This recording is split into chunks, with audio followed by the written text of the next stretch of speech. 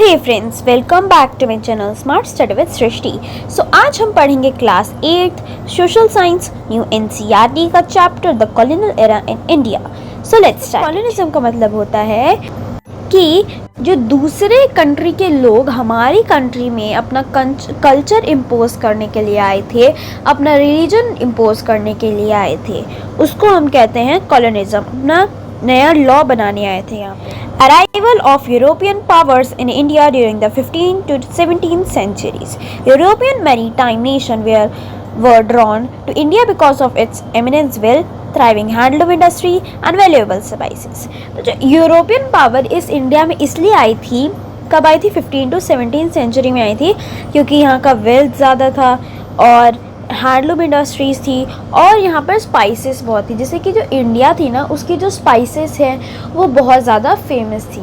ठीक है, तो पहले हमारे आए थे जो हमारे पोर्टुगीज़। तो पोर्टुगीज़ बहुत क्लेवर थे, मतलब इन्होंने ऐसा बर्ताव किया कि हाँ ये लोगों के साथ बहुत अच्छा करेंगे, बट इन्होंने धीरे धीरे अपना रंग भी दिखा दिया। Focused on controlling spice routes and sea trade via force and the Carthage pass system। तो इन्होंने फोकस किया था कंट्रोलिंग करने के लिए स्पाइसेस रूट्स और sea trade cartaz pass system. Vasco da Gama arrived at Calicut 1498, captured Goa in 1510। ये 1498 में आए थे कैलीकट में, ठीक है, और इन्होंने गोवा को कैप्चर कर लिया था 1510 में। देन नेक्स्ट आए थे हमारे डच, अराइव्ड इन अर्ली 1600। तो ये अराइव हुए थे 1600 में। फोकस किया था इन्होंने स्पाइस ट्रेड पे। डिफीट की थी Marthanda Varma of Travancore at the battle of Colachel 1741।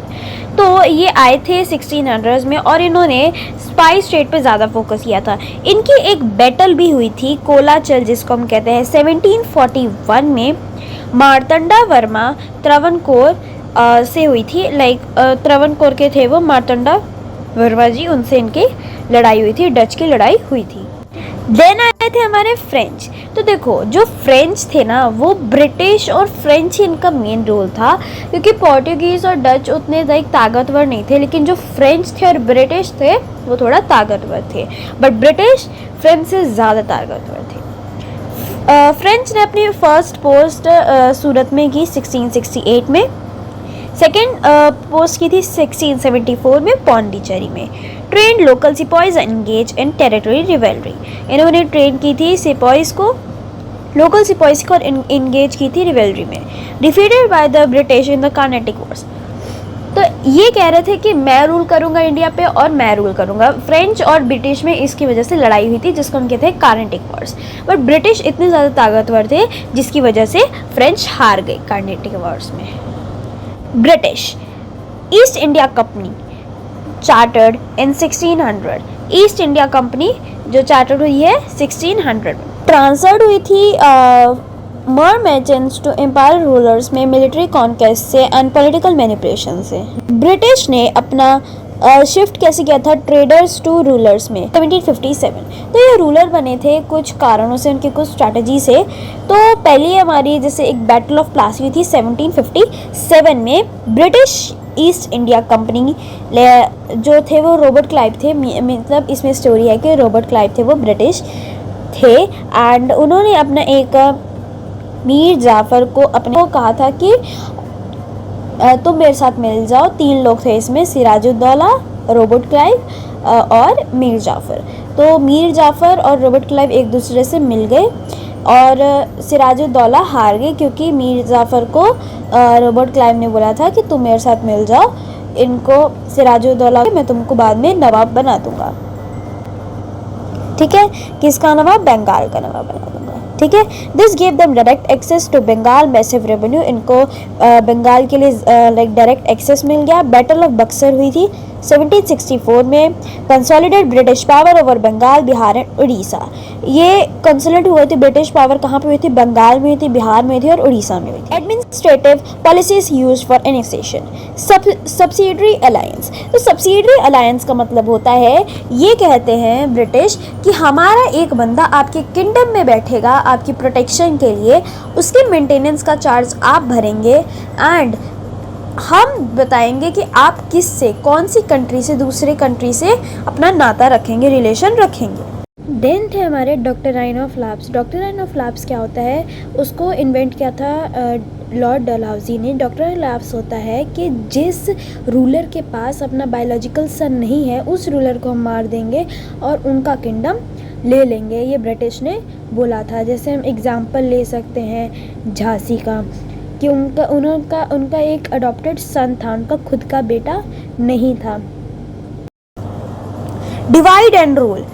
Exploited existing religious caste regional differences such as creating friction between Hindus and Muslims to prevent unified opposition against British control। तो इन्होंने ही रिलीजन्स बांटे थे, जैसे हिंदूज बांटे थे, मुस्लिम्स बांटे थे, ठीक है। तो इन्होंने क्या किया था कि जो इन्होंने किंगडम्स अब इंडियंस के अमंगस्ट लाइक फैला दिए थे कि तुम एक एक को ये किंगडम दे दिया था, तुम इस पे रूल करो, ताकि इंडियंस में भी लड़ाई हो जाए। Traditional governance system like village panchayats were destroyed, wealth was systemically transferred from India to Britain.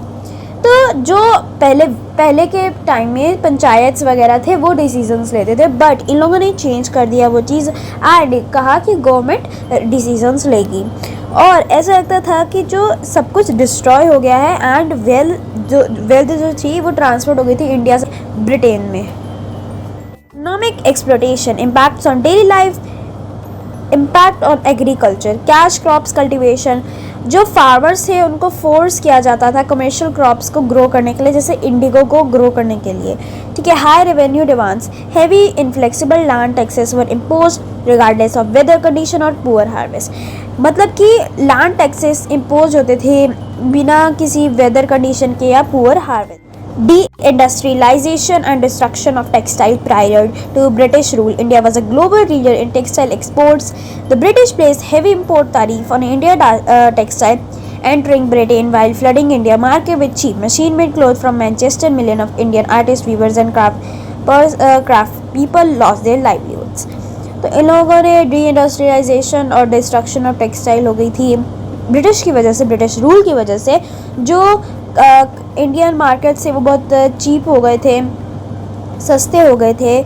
Machine made clothes from Manchester से जो इंडियन आर्टिस्ट थे और वीवर्स थे और क्राफ्ट पर्सन थे, उन्होंने अपने जो कस्टमर्स थे वो लूज़ करना शुरू कर दिए थे। Famines and the drain of wealth policy prioritise crop exports. जो फेमाइंस क्या होते हैं? जो फेमाइंस वो थे जिनके पास लाइक खाना नहीं होता था खाने के लिए, वो लोग डस्टबिन से उठा के खाते थे, रोड से उठा के खाते थे, और कभी कभार तो ऐसा होता था वो घास खाते थे एंड लीव्स खाते थे अपना पेट पालने के लिए, ठीक है। So it's very important, please note it down.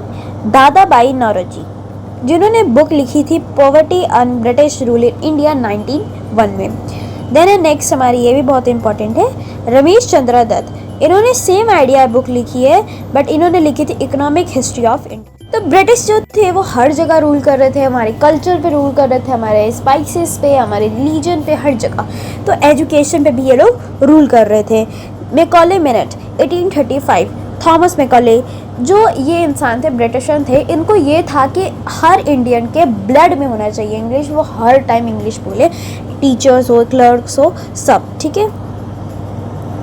Cultural drain, manuscripts and historic artifacts और मोनूमेंट्स जो थे वो लूटेड हो गए थे और ट्रांसपोर्टेड हो गए थे म्यूजियम्स में। प्राइवेट कलेक्शन हुआ था वेस्टर्न नेशंस में। Resistance and rebellion, colonial rule जो मेट हुआ था कंटिन्यूस रेजिस्टेंस, हर इंडियन सोसाइटी के different sections. Important friends, movements, सन्यासी फकीर rebellion triggered by famine and restriction on pilgrimage. इसमें क्या हुआ था? सन्यासी थे जो थे हिंदू एंड जो फ़कीर थे वो थे मुस्लिम्स, ठीक है। तो 1770 फेमाइन आफ्टर रेबिलियन के बाद ये सब हुआ था। जो ये जो थे ना, ये अपने लाइफ को एंजॉय करना चाहते थे, उनको कोई मतलब नहीं था किसी से। एंड ब्रिटिश इनको बुलाते थे बंडिट्स, मतलब कि हम कह सकते हैं कि स्पाई, डाकू। ट्राइबल अपराइजिंग, कोल रिवोल्ट हुआ था 1831-1832 में।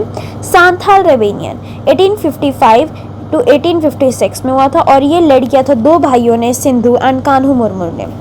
Indigo revolt, peasant refuse to go, forced indigo 1859 to 1862। तो इंडिगो जो था हमारा, उसका लाइक पीजेंट्स को कोई बेनिफिट नहीं था, बट ब्रिटिश को बहुत ज़्यादा बेनिफिट था। इसलिए पीजेंट्स बोलते थे कि जब हमें कोई बेनिफिट ही नहीं है तो हम इसको क्यों ग्रो करें, क्यों मेहनत करें। बट ब्रिटिश उनको फोर्स करते थे, टॉर्चर करते थे, इसकी वजह से पीजेंट्स को इंडिगो क्रॉस करनी पड़ती थी। सो अब हम चैप्टर के एकदम कीवर्ड पे आएंगे, जो है हमारा great rebellion of 1857। Trigger, introduction of the Enfield rifle with grease कार्टेजेस।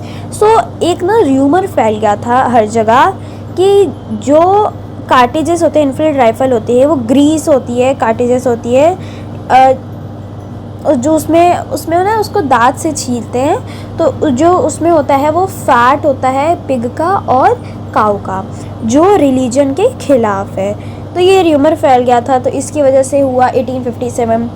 Mangal Pandey, initially spark at Barrackpore, Rani Lakshmibai of Jhansi, Begum Hazrat Mahal of Awadh, Nana Sahib and Tatya Tope of Kanpur. तो इन लोगों ने लड़ाई की थी। Outcome, although suppressed by British military officer, it ended the reign of the East India Company, bringing India under direct governance of the British crown 1858 by laying ground work of the. तो इन लोगों ने like बहुत मेहनत की थी, इसकी वजह से इंडिया हमारा वापस आ गया एंड ब्रिटिश चले गए। अब हम पढ़ेंगे एक मेन लीडर के बारे में, जो हमारी रानी अब्बक्का। ये क्वीन थी उल्लाल कोस्टल कर्नाटका के 16th सेंचुरी में। एंटी कॉलोनियल रेजिस्टेंट, उन्होंने रिजेक्ट किया था पोर्टुगीज़ को ट्रेड मोनोपलाइज, और रिफ्यूज़ किया था, मना किया था टैक्स पे करने के लिए, क्योंकि मैंने आपको बताया था कि जो ब्रिटिश होते थे वो लोगों से टैक्स लेते थे। जैसे कि जो फेमाइंस है उनसे वो टैक्स लेते थे, बल्कि उनको कोई बेनिफिट नहीं था, फेमाइंस को कोई भी कुछ भी बेनिफिट नहीं था कि टैक्स से, बट ब्रिटिश अपने पैसे के लिए टैक्स लेते थे। तो इसमें भी रानी अब्बक्का ने पोर्टुगीज़ को टैक्स देने से मना कर दिया। ठीक है, तो इन लोग की लड़ाई हुई। Military strategy, she form regional alliance with neighbouring rulers and build strong naval resistant to defeat Portuguese military invasion multiple times. तो इन्होंने लड़ाई की। फिर जब इनकी डेथ हो गई तो रानी अब्बक्का 2 ने ये लड़ाई कंटिन्यू की, एंड इनकी लड़ाई को एक डांस फोक डांस से लाइक प्रेजेंट किया जाता है, जिसको हम कहते हैं यक्षगाना। जब 1857 रिवोल्ट हो गया तो उसके बाद क्या हुआ था, ब्रिटिश कैप्चर किया था उन्होंने दिल्ली 1857 सितंबर में। ठीक है, उन्होंने लीडर्स को किल कर दिया था, डिस्ट्रॉय कर दिए थे क्रॉप्स। 1857 इसलिए फेल हुआ था क्योंकि कोई एक यूनिटी नहीं थी एंड कोई स्ट्रैटेजी नहीं थी। British translated Sanskrit text to European languages. तो उनको ब्रिटिशर को भी ये ना थिंक करने में और राइट करने में, लिखने में बहुत हेल्प करता था संस्कृत टेक्स्ट। तो ये बहुत मेन पॉइंट है, बिकॉज ये मोस्टली लोग छोड़ के चले जाते हैं, बट ये बहुत इंपॉर्टेंट है, कभी कभी एग्जाम्स में आ जाता है। जो है कि भगवत गीता का जो लाइन लिखी थी अर्जुन ने, वो चेंज हुई थी यूरोपियन लैंग्वेज में।